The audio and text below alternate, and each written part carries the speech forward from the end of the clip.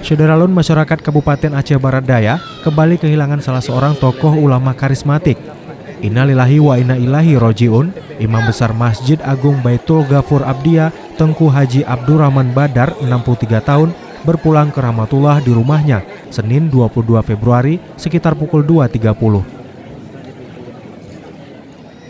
Sebelum meninggal, Abu Rahman sempat mengeluh kepada sang istri karena sakit di bagian dada sebelah kanan. Almarhum meninggalkan seorang istri dan 5 anak perempuan, 3 diantaranya sudah berkeluarga.